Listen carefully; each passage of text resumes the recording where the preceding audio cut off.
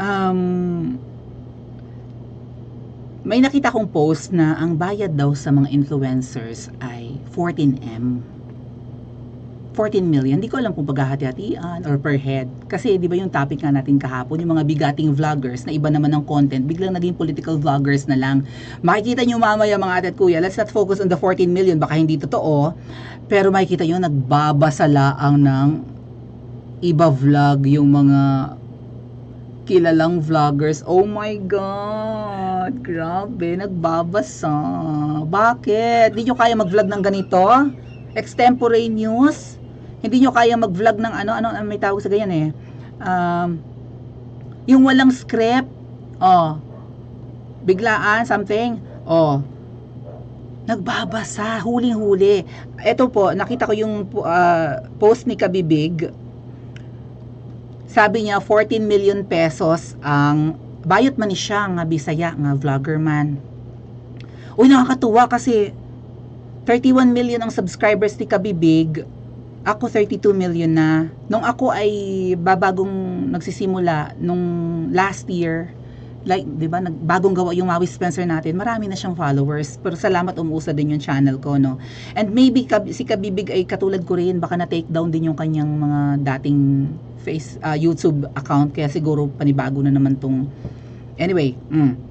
Yan, nagko-comment din ako sa vlog niya. Eto, nakita ko mga ate at kuya, 14 million pesos, Rendon Labador, Sian Gaza, yan daw ang bayad sa mga influencers. So may binabasa dito si Kabibig na post, baka doon sa post ni Rendon Labador, yung Matso na sausawero. Oo, na meron, kilala pala yung sa Motivational Rice, na meron yata siyang restaurant na ang isang takal ng kanin 100 pesos, sana all. Talagang gustong yumaman, much. Parang never pa naman kami nakakain ni Attorney Nick sa resto na ang kanin ay 100 pesos per takal or 120. So far, mga 50, 60 pesos isang cup ng rice ang napapunta namin. Baka Java rice yun, kung ano man yung motivational rice niya. Anyway, 14 million pesos daw ang bayad sa mga vloggers according to Kabibig. May nakita siyang article. Hindi ko mahanap, no? Kasi paano ko mahanap? Nanonood nga ako ng vlog ni Miss Marlica, ni Bagong Lipunan. I-interview niya si Miss Ang daming pasabog. Magre-react na lang ako dun sa mga susunod na vlog natin. Alright. Aside from that, na 14M daw ang bayad, eto naman, dito, yung plastic na word nga pala, dito galing yan. Okay? Polyvinyl chloride. Ano ba yung polyvinyl? That's PVC. Right? Try natin hanapin. PVC is plastic. Ang PVC, nakikita natin yan sa mga pipe ng bahay, di ba? Yung mga tubo. Also sa ating mga ATM, that's plastic. Pakita ko lang sa inyo ang ibig sabihin. Matigas na plastic ang, ayan. Ayan. Yan ang post ni SAS. PVC. Familiar pa PVC, di ba? Yung mga pipe ng mga tubo ng bahay, ganun. Also yung ganyan nga. Maraming PVC, matigas na uri ng plastic. Polyvinyl chloride, tinawag ni SAS si Martin na plastic. Bakit? Nagbigay pala ng pahayag si Speaker Martin regarding sa pagkakabastos sa kanya dun sa Japan. Actually, hindi naman masyadong bastos eh. Right? Mahinahon nga eh. Yung kababayan natin. Sana wag siyang wag siyang i-pressure. Baka mamaya ma-pressure yun, ipahanting yun sa Japan. And then magpahayag na baka mamaya pahingi ng sorry, di ba? Alam mo naman, powerful ang kalaban, di ba? Anyway, sabi niya, I agree with the overseas Philippine. Positive lang lagi, di ba? Kahit siguro napahiya, nasaktan, dead man na lang. I agree with the overseas Filipino worker who greeted me in Japan with a placard bearing a significant message. Supportan daw si VP Sara. We should all support and respect the Vice President, the same respect and support that we should extend to the President and other government officials. Tama naman yung sinabi ng taga-Japan na na suportahan natin ang pangalawang Pangulo. Ano ang gusto nyong politiko, mga ate at kuya? Ganito na they remain positive, they try to avoid, alam ko to mga ate at kuya kasi nagtrabaho ako sa call center. kami ay dapat laging mag-stick sa positive scripting. No matter how galit ka na, dahil irate yung kausap mo sa phone, 'di ba, binabalahura ka na, winawalang hiya ka. You Filipinos are idiot. Pag may kausap kang ganyan, lalo mga Amerikanong mga irate. O, mga idiot kayo, hindi kayo makaintindi ng English, ganun-ganun sinasabi, gigil ka na. Aba, you have to remain positive, 'di ba? I'm sorry that you feel I can't do the job, ganyan-ganyan for you, but would you like me to transfer you to an American representative instead? Pero gigil ka na ng mga ate at kuya, minumura ka eh. Nang kausap mo, wala ka namang ginagawa, tapos sila pa yung may kailangan, kaya nga tumatawag yung mga, 'di ba, tumatawag sa call center yung mga customer dahil nga may request sila o may mga complaint sila.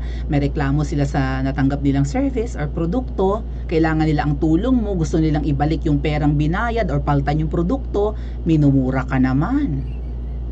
Humihingi ng pabor yung tumatawag sa iyo, minumura ka, gigil ka na. You get me? So, trained kami dyan mga ate at kuya na mga nagtatrabaho sa call center na dapat positive lagi ang script.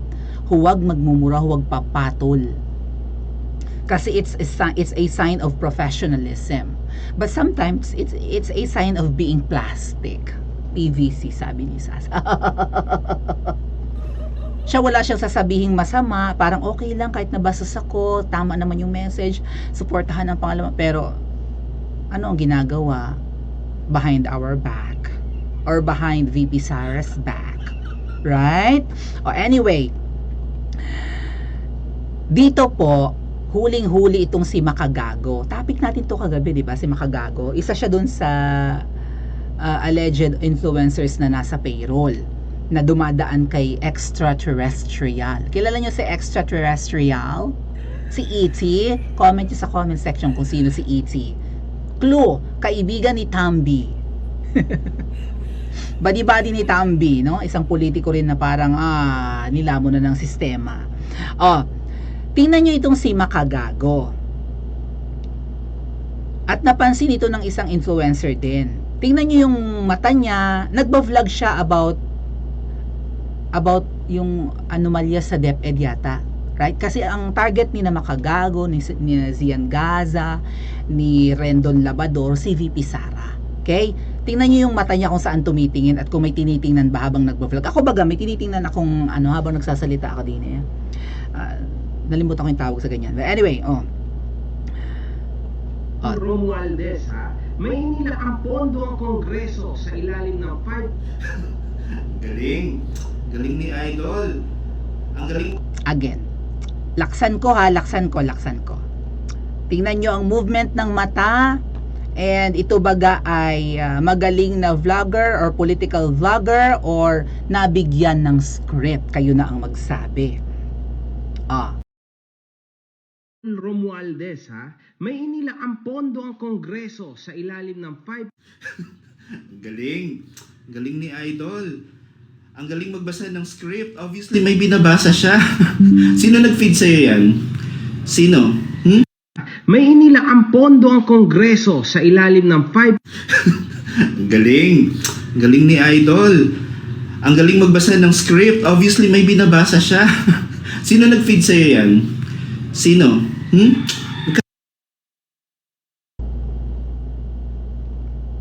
You see? Ano ang galaw ng mata? Nagba-vlog pero parang may binabasa. So, sincere ba yan? Bukal ba sa loob yan? Baka mamaya ang ikatwiran lang nila mga ate at kuya ay syempre naman nagba-vlog kami para hindi naman kami magbakil-bakil, magre-ready kami ng isinusulat namin ang aming sasabi. Oh really? Hindi mo kailangan gumawa ng script kung bukal sa loob mong sasabihin mo, kusang lalabas yan. 'Di ba? Yun kasi yung niloloob mo, yun yung damdam. Salamat, Ate Kate. Ay bakit nagbabasa?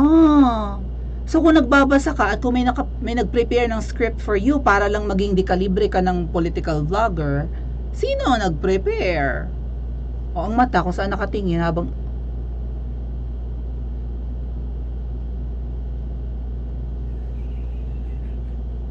nahalata tuloy nito. So kung merong script, hindi kaya galing yan sa nagbigay ng script? I mean, Hindi kaya yung nagbigay ng script ay nagbigay rin ng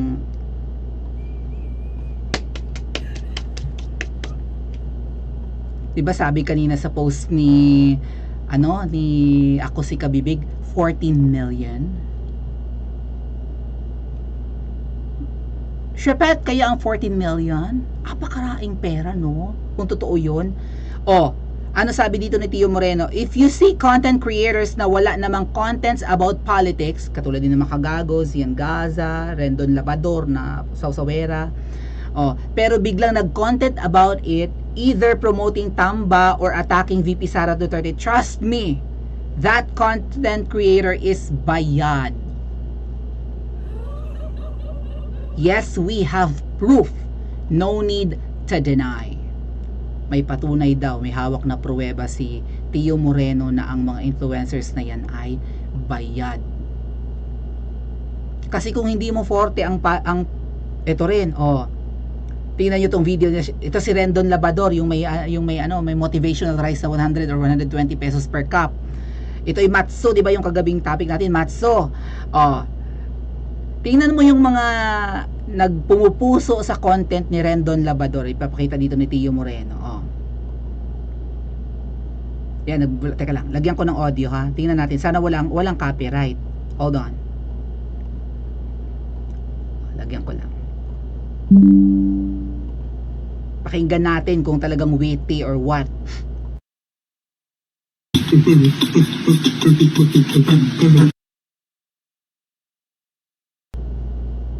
Baka makopyright ako, hindi naman pala naririnig yung boses ni Rendon Labador. Anyway, i-play natin ha. Tingnan niyo yung obserbahan niyo yung mga, kasi kinlik yata ng Lapu-Lapu, galing kay Lapu-Lapu. Pambansang bayani. Ayan. Alisin ko na lang yung audio at baka makopyright ako.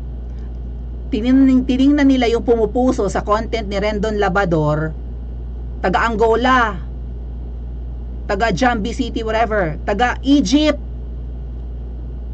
ano pa? Taga Bangladesh. Ha? Taga Okpara, hindi maintindihan. Ano yun? Mga lugar na, Diyos ko po, foreign germs. Puro foreign germs na pumupuso. Ano yan? Pakistan, Bangladesh. Anong lugar yun? Iraq, taga Iraq. Na-appreciate ng mga foreign germs ang vlog ni Rendon Labador about VP Sara. Ano yan? Tapos sabi ni Mrs. yung mga umaatake ngayon sa page niya, mga bagong gawa lang yung FB account. Obviously, mga trolls ang umaatake sa amin, sa mga post namin, mga trolls, unless mga bulag na loyalista, no? Tapos yung mga nagse-share ng kanilang mga post, nagpumupuso para maraming kasi ganyan yan sa Facebook nagmamatter yung pinupusuan, tinatawanan, 'di ba? Usually sa mga post na about PRRD, maraming tumatawa, maraming nag-angry kasi mga bashers. Pero yung iba doon, syempre, mga anti-Duterte lang talaga, at saka baka yung iba mga trolls din. Yung mga nagma-mass report para masuspindi yung account namin, mga trolls din. Ang galing-galing naman. Ano ba yan? Nakakaloka. Di tinawanan kayo ng isang info. Ko nagbabas sa ating. Ang mata, hindi makatingin ng diretso sa camera. Again po, although itong pagba-vlog about politics is hindi mabilis makapagpag-grow ng channel. Again, hindi lahat ng Pilipino interested sa politics or may kakayahang intindihin ang politics, di ba? Pero kung mahal mo ang bayan, hindi mo naman kailangan maging matalino para ma-appreciate mo ang mga political vloggers. All you have to do is pakiramdaman mo.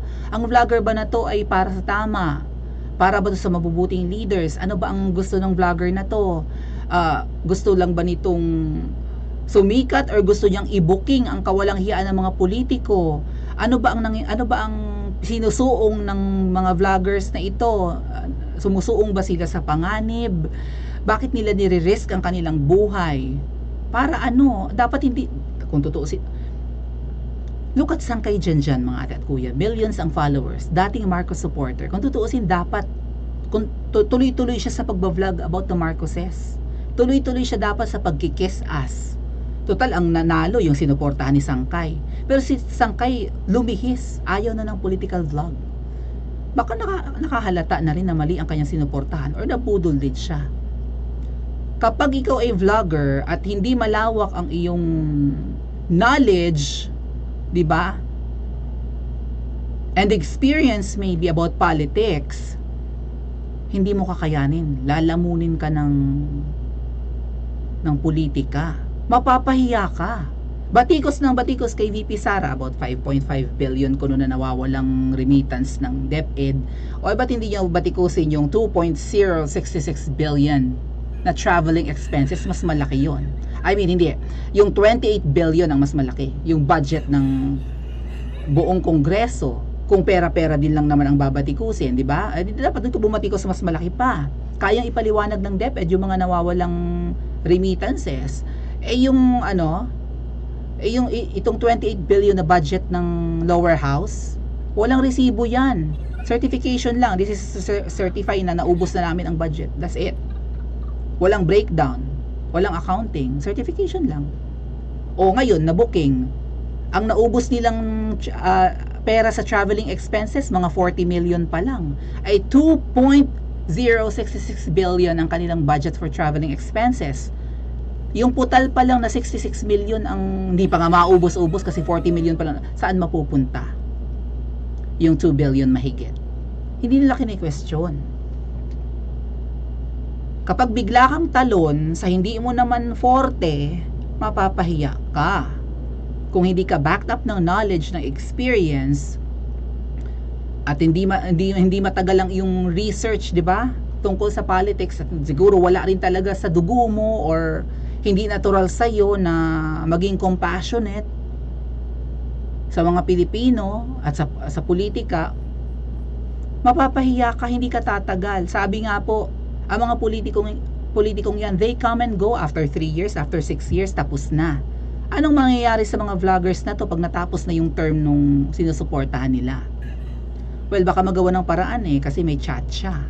Babaguhin ang konstitusyon. Pero mukhang pabor lang sa kanila, i-extend yung mga terms. Tapos nagpapahayag ngayon si Kuting na may mga economic revisions naman daw na gagawin. Pabor na si Kuting sa chat siya. Akala ko ba hindi mo priority? Ay good luck sa kanila. Diba? Well, mukha nga talagang good ang kanilang luck kung 14 million. What do you think mga ate at kuya? Totoo kaya yung 14 million? And totoo kaya na bayad ang mga to as per Tio Moreno's post, di ba? Yan. At sa mga nakakahalata, bigla kasi nagbago ng content. Bakit? Kasi ang mga influencers na mga yan, yung mga nagmumukbang, mga ate at kuya, yung mga nagfo-food vlog, yung mga nagre-review ng mga product, yung mga nang pa-prank-prank, kung ano-ano pang mga kaututan, mga kababawan.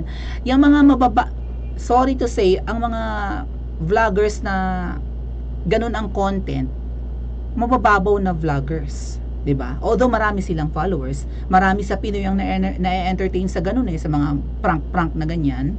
Pero mababaw 'yan. Malalim na usapin ang politics. Hindi lang ito patalinuhan, 'di ba? Patatagan ng loob. Hangga't maaari pagandahan din ng puso, ng kaluluwa. Dapat may prinsipyo ka sa politics, 'di ba? Tapos biglang talon sila, anong alam ng mga to? Not to demean them or whatever, hindi sa panlalait sa kanila, pero kaya kayo maraming followers kasi entertainment kayo maybe nasa showbiz ang ibang vloggers, diba, they react in showbiz and whatnot. They entertain their followers. Pero anong matututunan ng followers nila dito? Ganon, yung kapag binash lang si Sara, maniniwala na ang mga followers. Malamang, kung ang followers ng mga vloggers na ganito ay, di ba? Kung ang mga vloggers na ganito ay mababaw ang content, most probably mababaw din ang followers. Tama ba? Ay madaling magoyo ang kanilang followers. Kaya siguro sila yung target na paulanan ng biyaya. Right? At wala kasing silbi yung Ensaymada vloggers.